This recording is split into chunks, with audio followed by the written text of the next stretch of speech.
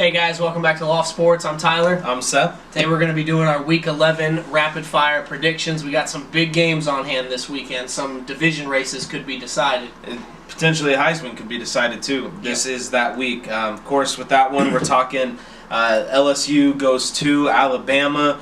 Joe Burrows, man, if you want to win the Heisman, this is your chance against Nick Saban at Alabama, the game of the week, probably going to be the game of the year. This is your chance for that signature Heisman moment.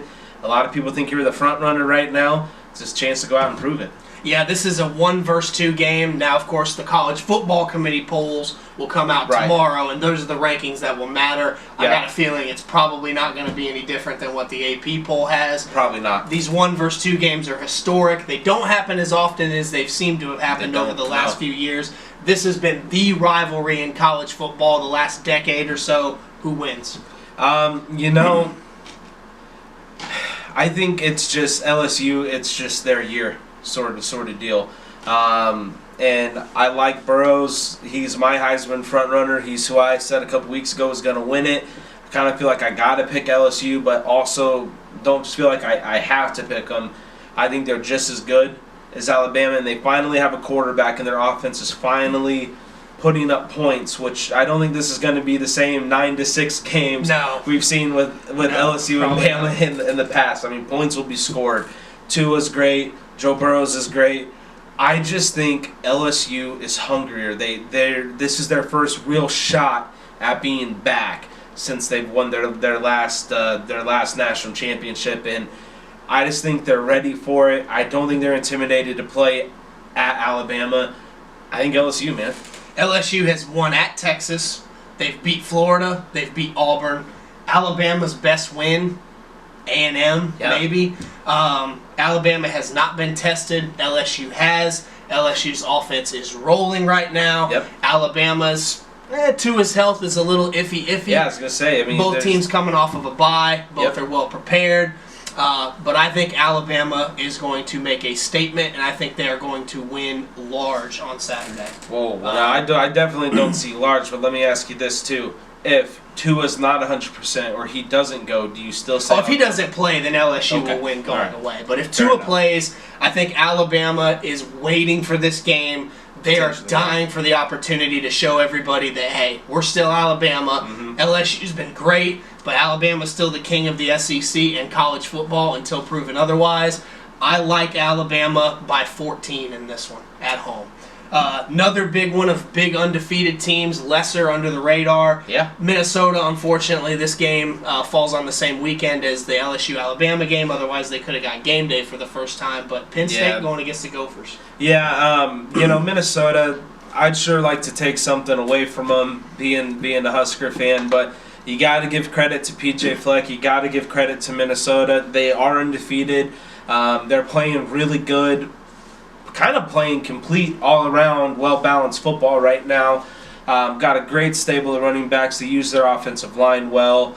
But I think this is where the fairy tale kind of ends. I think Penn State has superior talent. I think Penn State is just the better program. They've been better over the last couple years. It's a great chance for Minnesota to show that they do belong on this stage. I just don't think they're there. I expect Penn State to win I'm going to say by 20. I think it's going to be a statement game from Penn State. Not to take anything away from Minnesota, I just think Penn State is just better. Penn State is definitely the superior athletic team, but this is college football, and this is Minnesota's Kodak moment. Can they step up? I think they will keep this game close. They're at home. I think the crowd and the atmosphere is going to be electric. Minnesota has a really underrated stadium. It's right near downtown in the backdrop of Minneapolis.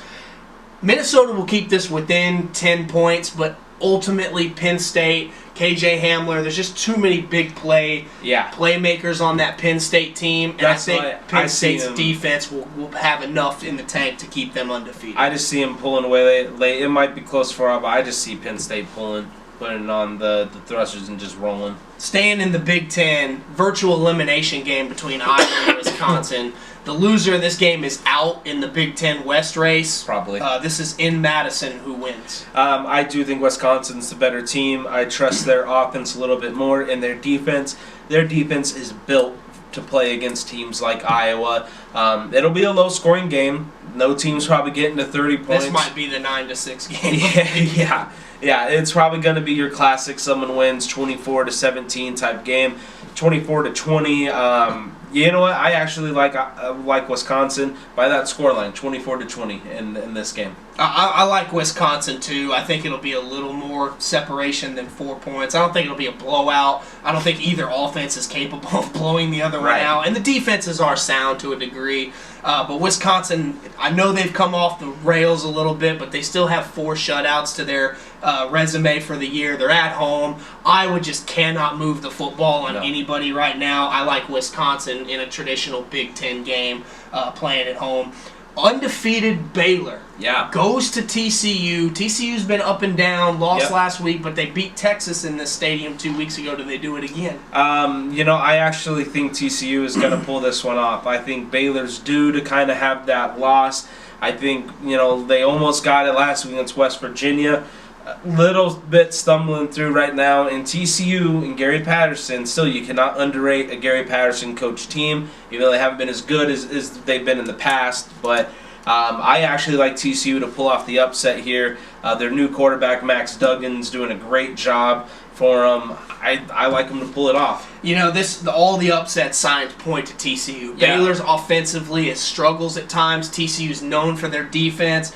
I thought Baylor was going to lose a couple weeks ago when they went to Stillwater, but they actually found some offense. I think Baylor is going to survive again. Okay. It's coming, but I don't think it's going to be this week. I think they find a way to win, and they get to 9-0, the surprise of the year, them in Minnesota. Yeah. Staying in the Big 12, Texas has been reeling lately. Disappointing season. Mm-hmm. It has a chance to really get ugly if they lose to a red-hot Kansas State team coming off of a bye week. And, of course, the week before they beat Oklahoma. Yeah, this is kind of Kansas State's MO. They have a really big game, and everyone in Manhattan starts going crazy like they're going to be good again.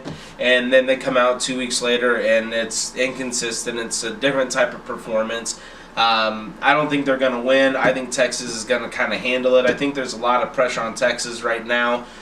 I like Texas in this one by a larger margin than you probably do. I think Texas will win this game. Texas has been flirting with disaster. They should have lost to Kansas at home.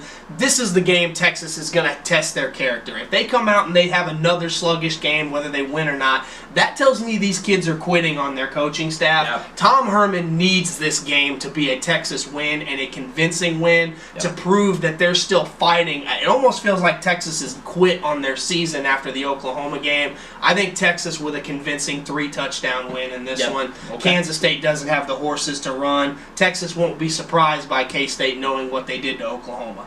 Speaking of Oklahoma, good segue there, hosts Iowa State. The Sooners got to win out. They have no more margin for error. This was the game a lot of people said that they could lose if they were going to lose to other than Texas. Right. Do they lose? I think it's going to be close, but I think Oklahoma's going to find a way to pull this out. They've had their kind of upset loss. Now this was Iowa State before that has come up and got them, but I think Matt Campbell's kind of lost some of that luster. The team's doesn't have that same type of edge to them that they had. I think Oklahoma, it'll be close for a while, but I think Oklahoma pulls away in the fourth by 2 scores, by about 14. I kind of feel the same. Iowa State will keep it close for a little while because their defense, but their offense just can't move the ball on some of the worst defenses in the country. Big 12 is playing a little better defense this year than traditionally over the last few years, but they can't score. Oklahoma can. I look for Jalen Hurts and Oklahoma off of a bye week to lick their wounds and get after it and have a big showing to prove to the College Football Playoff Committee, which is going to be a very important now style points, that they still belong in the conversation. So I like Oklahoma big as well.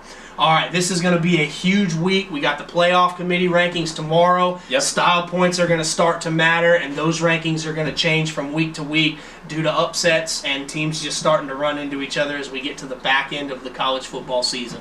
Thank you guys so much for watching. This is Tyler and Seth with Loft Sports signing off.